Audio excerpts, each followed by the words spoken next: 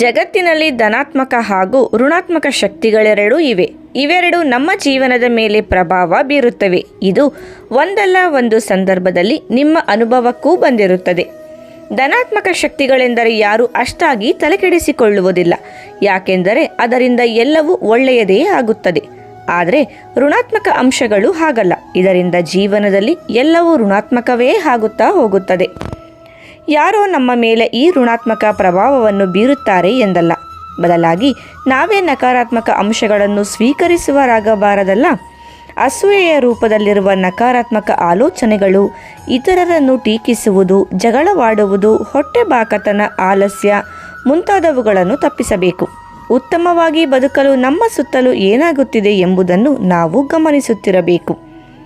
ಅಂದಹಾಗೆ ನಕಾರಾತ್ಮಕ ಶಕ್ತಿಗಳು ನಿಜವಾಗಿಯೂ ಸುತ್ತಲೂ ಇವೆ ಎಂಬುದನ್ನು ಅರ್ಥ ಮಾಡಿಕೊಳ್ಳುವ ಕೆಲವು ಚಿಹ್ನೆಗಳು ಇಲ್ಲಿವೆ. 1. ಕುಟುಂಬ ಸದಸ್ಯರ ದೀರ್ಘಕಾಲದ ಆರೋಗ್ಯ ಸಮಸ್ಯೆ. ಅವರು ಚಿಕಿತ್ಸೆಗೆ ಸ್ಪಂದಿಸದೇ ಇರುವುದು. ಕುಟುಂಬದ ಸದಸ್ಯರ ಕಾಯಿಲೆಗೆ ಪರಿಹಾರ ಕಂಡುಕೊಳ್ಳಲು ಸಾಧ್ಯವಾಗದೇ ಇರುವಂಥದ್ದು. 2. ಕೆಲಸ ಅಥವಾ ಉತ್ತಮ ಅವಕಾಶಗಳು ಫಲಪ್ರದವಾಗುವ ಅಂತಿಮ ಹಂತದಲ್ಲಿ ಪದೇ ಪದೇ ತಪ್ಪಿ ಹೋಗುವುದು. 3. ಯಶಸ್ಸು ದೂರದಲ್ಲಿರುವಂತೆ ತೋರುವುದು. ಬಯಸಿದ ಫಲಿತಾಂಶಗಳು ಕಾರ್ಯರೂಪಕ್ಕೆ ಬಾರದೇ ಇರುವುದು. 4. ಎಲ್ಲ ಸಮಯದಲ್ಲೂ ಆಲಸ್ಯವನ್ನು ಅನುಭವಿಸುವುದು. ಯಾವುದನ್ನು ಗಮನಿಸದೇ ಇರುವುದು. ಸಾಕಷ್ಟು ಅವಕಾಶಗಳ ಹೊರತಾಗಿಯೂ ಏನನ್ನು ಮಾಡಲು ಬಯಸದೇ ಇರುವುದು. 5. ಚಿಂತೆ ಮಾಡುವುದು. 6. ಉಳಿಯಲು ಅಥವಾ ಕೆಲಸ ಮಾಡಲು ಅಹಿತಕರ ಎನಿಸುವಂತಹ ವಾತಾವರಣ. 7. ಪುನರಾವರ್ತಿತ ನಕಾರಾತ್ಮಕ ಆಲೋಚನೆಗಳು ಅಥವಾ ಆತ್ಮಹತ್ಯೆಯ ಆಲೋಚನೆಗಳು. 8. ಸರಳ ಅಥವಾ ನೇರ ನಡವಳಿಕೆಗೆ ಬದಲಾಗಿ ಕುಟುಂಬದ ಸದಸ್ಯರ ಅನಿರೀಕ್ಷಿತ ನಡವಳಿಕೆ. 9. ಕೆಲಸದಲ್ಲಿ ಕುಟುಂಬದವರ ಜೊತೆ ಪದೇ ಪದೇ ಜಗಳಗಳು. 10. ಮನೆಯಲ್ಲಿ ಮೊದಲೆಂದೂ ನಡೆಯದಿದ್ದ ಅಥವಾ ತರ್ಕಬದ್ಧವಲ್ಲದ ಘಟನೆಗಳು.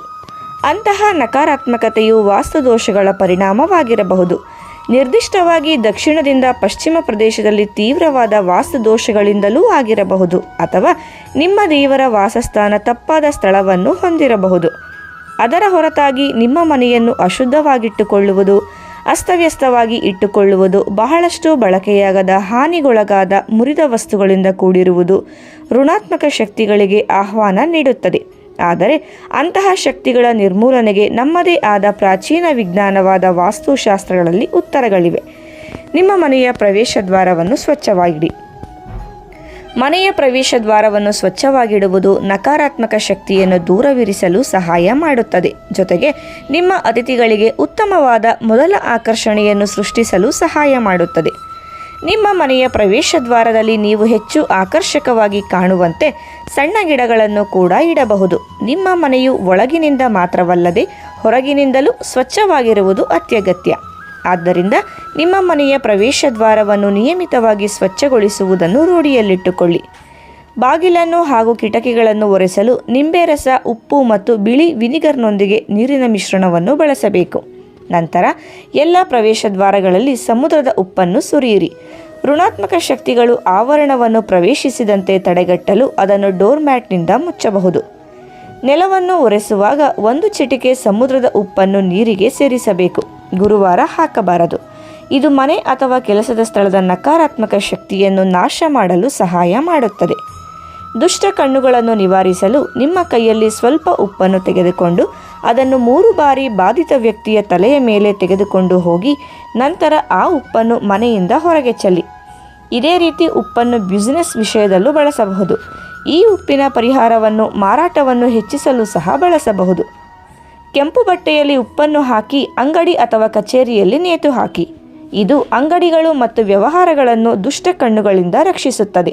ಇದು ಬಡತನವನ್ನು ಹೋಗಲಾಡಿಸಲು ಸಹಾಯ ಮಾಡುವುದಲ್ಲದೆ ಕಚೇರಿ ಮತ್ತು ಮನೆ ಎರಡಕ್ಕೂ ಲಾಭವನ್ನು ತರುತ್ತದೆ. ಸ್ನಾನದ ಗೃಹಗಳು ಮತ್ತು ಶೌಚಾಲಯಗಳ ಋಣಾತ್ಮಕ ಶಕ್ತಿಗಳನ್ನು ಸರಳವಾದ ವಾಸ್ತು ಹಂತದಿಂದ ತೆಗೆದುಹಾಕಬಹುದು. ವಾಸ್ತುಶಾಸ್ತ್ರದ ಪ್ರಕಾರ ಗಾಜು ಮತ್ತು ಉಪ್ಪು ಎರಡೂ ರಾಹುವಿನ ಅಂಶಗಳಾಗಿವೆ. ಆದ್ದರಿಂದ ಮನೆಯಲ್ಲಿನ ಶೌಚಾಲಯ ಮತ್ತು ಸ್ನಾನಗೃಹದಲ್ಲಿ ಉಪ್ಪು ತುಂಬಿದ ಗಾಜಿನ ಲೋಟವನ್ನು ಇಡಬೇಕು. ವಾಸ್ತುದೋಷವನ್ನು ಹೋಗಲಾಡಿಸಲು ಈ ಪರಿಹಾರವು ಸಹಾಯ ಮಾಡುತ್ತದೆ. ಪತಿ ಪತ್ನಿಯರ ನಡುವಿನ ಸಂಬಂಧವು ಯಾವುದಾದರೂ ವಿಷಯದ ಬಗ್ಗೆ ಅಸಮಾಧಾನಗೊಂಡಿದ್ದರೆ ಹಾಸಿಗೆಯ ಒಂದು ಮೂಲೆಯಲ್ಲಿ ಕಲ್ಲು ಉಪ್ಪಿನ ತುಂಡು ಪರಿಹರಿಸಲು ಸಹಾಯ ಮಾಡುತ್ತದೆ. ಇದು ನಕಾರಾತ್ಮಕ ಶಕ್ತಿಯನ್ನು ತೆಗೆದುಹಾಕುತ್ತದೆ. ಧೂಪ ಅಥವಾ ಅಗರಬತ್ತಿಗಳನ್ನು ಹಚ್ಚುವುದು. ಅಗರಬತ್ತಿ ಮತ್ತು ಧೂಪವನ್ನು ಬೆಳಗಿಸುವುದು ಮಂಗಳಕರ ಶಕ್ತಿಯನ್ನು ವರ್ಧಿಸುತ್ತದೆ. ಅಗರಬತ್ತಿಗಳು ಮತ್ತು ಧೂಪಗಳನ್ನು ಮನೆಯ ಪ್ರತಿಯೊಂದು ಮೂಲೆ ಮತ್ತು ಮೂಲೆಯಲ್ಲಿ ದಿನಕ್ಕೆ 2 ಬಾರಿ ತೋರಿಸಬೇಕು. ಇದು ನಕಾರಾತ್ಮಕ ಶಕ್ತಿಯನ್ನು ಕಡಿಮೆ ಮಾಡಲು ಮತ್ತು ಆರೋಗ್ಯಕರ ಮತ್ತು ಶಕ್ತಿಯುತ ಜೀವನವನ್ನು ನಡೆಸಲು ಸಹಾಯ ಮಾಡುತ್ತದೆ. ಸೇಜ್ ಅಥವಾ ಸ್ಮಡ್ಜ್ ಕಡ್ಡಿಗಳ ಹೊಗೆಯೂ ಕೂಡ ಧನಾತ್ಮಕ ಪರಿಣಾಮ ಉಂಟು ಮಾಡುತ್ತದೆ. ಅದರ ಹೊಗೆಯನ್ನು ಆವರಣದ ಪ್ರತಿಯೊಂದು ಮೂಲೆಯಲ್ಲಿ ಪ್ರದಕ್ಷಿಣಾಕಾರವಾಗಿ ಹರಡುವುದು ನಕಾರಾತ್ಮಕ ಶಕ್ತಿಗಳನ್ನು ತೆಗೆದುಹಾಕಲು ಸಹಾಯ ಮಾಡುತ್ತದೆ. ಬಣ್ಣಗಳು ಮತ್ತು ಹರಳುಗಳ ಬಳಕೆ. ಋಣಾತ್ಮಕ ಶಕ್ತಿಗಳನ್ನು ಹೊಡೆದೋಡಿಸಲು ಅಮೆಥಿಸ್ಟ್ಗಳು, ಕಪ್ಪು ಟೂರ್ಮ್ಯಾಲಿನ್ಗಳಂತಹ ಅರಳುಗಳ ಬಳಕೆ ಮಾಡಬಹುದು. ಬಣ್ಣಗಳು ಯಾವಾಗಲೂ ಮನೆಯಲ್ಲಿನ ಶಕ್ತಿಗಳ ಮೇಲೆ ಪ್ರಭಾವ ಬೀರುತ್ತವೆ. ಮನೆಯಲ್ಲಿ ಧನಾತ್ಮಕ ಶಕ್ತಿಗಳನ್ನು ಆಹ್ವಾನಿಸುವಲ್ಲಿ ಕೆಲವು ಬಣ್ಣಗಳು ಬಹಳ ಪ್ರಭಾವ ಬೀರುತ್ತವೆ ಎಂದು ವಾಸ್ತುಶಾಸ್ತ್ರವು ಸೂಚಿಸುತ್ತದೆ. ಆವರಣ ಪ್ರತಿಯೊಂದು ದಿಕ್ಕು ನಿರ್ದಿಷ್ಟ ಬಣ್ಣಗಳಿಂದ ಪ್ರಭಾವಿತವಾಗಿರುತ್ತದೆ. ಆದಾಗ್ಯೂ ವಿರೋಧಿ ಬಣ್ಣವು ನಕಾರಾತ್ಮಕ ಶಕ್ತಿಯನ್ನು ಉಂಟುಮಾಡುತ್ತದೆ. ಉತ್ತರ ಈಶಾನ್ಯ ವಾಯುವ್ಯಗಳಲ್ಲಿ ನೀಲಿ, ಪೂರ್ವದಲ್ಲಿ ಹಸಿರು, ಆಗ್ನೇಯದಲ್ಲಿ ಕಿತ್ತಳೆ, ದಕ್ಷಿಣದಲ್ಲಿ ಕೆಂಪು, ನೈಋತ್ಯದಲ್ಲಿ ಕೆಂಪು ಮತ್ತು ಹಳದಿ, ಪಶ್ಚಿಮದಲ್ಲಿ ಗಾಢ ನೀಲಿ ಬಣ್ಣಗಳು ಸೂಕ್ತ ಬಣ್ಣಗಳಾಗಿವೆ. ಧಾರ್ಮಿಕ ಚಿಹ್ನೆಗಳು, ಪ್ರಾರ್ಥನೆಗಳ ಪ್ರಯೋಜನಗಳು. ಮನೆಯಲ್ಲಿ ಪಿರಮಿಡ್ ಯಂತ್ರಗಳು, ವಿಗ್ರಹಗಳು ಅಥವಾ ದೇವರ ಚಿತ್ರಗಳಂತಹ ಧಾರ್ಮಿಕ ವಸ್ತುಗಳನ್ನು ಇರಿಸುವುದು ಮಂಗಳಕರ ಶಕ್ತಿಯನ್ನು ಆಹ್ವಾನಿಸುತ್ತದೆ. ಪೂಜಾ ಕೊಠಡಿಯ ಸೂಕ್ತ ಸ್ಥಳವು ಈಶಾನ್ಯದಲ್ಲಿ ವಾಸ್ತು ಅನುಸರಣೆಗೆ ಅನುಗುಣವಾಗಿರಬೇಕು. ಆವರಣದಲ್ಲಿ ಧನಾತ್ಮಕ ಶಕ್ತಿಗಳ ಪ್ರವೇಶವನ್ನು ಹೆಚ್ಚಿಸಲು ಆನೆಗಳಂತಹ ಧಾರ್ಮಿಕ ಮತ್ತು ಮಂಗಳಕರ ಚಿಹ್ನೆಗಳನ್ನು ಇಡಬಹುದು. ಘಂಟೆ, ಶಂಖ, ತಾಳಗಳಂತಹ ಶುಭ ಶಬ್ದಗಳನ್ನು ಪ್ರೋತ್ಸಾಹಿಸಬೇಕು. ಇವುಗಳು ನಕಾರಾತ್ಮಕ ಶಕ್ತಿಗಳನ್ನು ನಾಶ ಮಾಡಲು ಸಹಕಾರಿ. ಮಂತ್ರಗಳ ಪಠಣವು ಅವುಗಳನ್ನು ನೀವೇ ಹೇಳಬಹುದು ಅಥವಾ ಆಡಿಯೋ ಸಿಸ್ಟಮ್ ಕೂಡ ಹಾಕಬಹುದು. ನಕಾರಾತ್ಮಕತೆಯನ್ನು ದೂರಗೊಳಿಸುತ್ತವೆ. ಪರಿಣಿತರ ಮಾರ್ಗದರ್ಶನದಲ್ಲಿ ಯಂತ್ರವನ್ನು ಮಂತ್ರದೊಂದಿಗೆ ಅನ್ವಯಿಸುವುದು ಒಬ್ಬರ ಸುತ್ತಮುತ್ತಲಿನ ಕೆಟ್ಟ ಶಕ್ತಿಯನ್ನು ತೊಡೆದುಹಾಕಲು ಮತ್ತೊಂದು ಪ್ರಬಲ ಮಾರ್ಗವಾಗಿದೆ. ಏಂಜಲ್ ಧ್ಯಾನ, ರೇಖಿಯಂತಹ ನವ ಆಧ್ಯಾತ್ಮಿಕ ವಿಧಾನಗಳು ನಕಾರಾತ್ಮಕ ಶಕ್ತಿಗಳ ನಿರ್ಮೂಲನೆ ಮಾಡಲು ಸಹಾಯ ಮಾಡುತ್ತದೆ.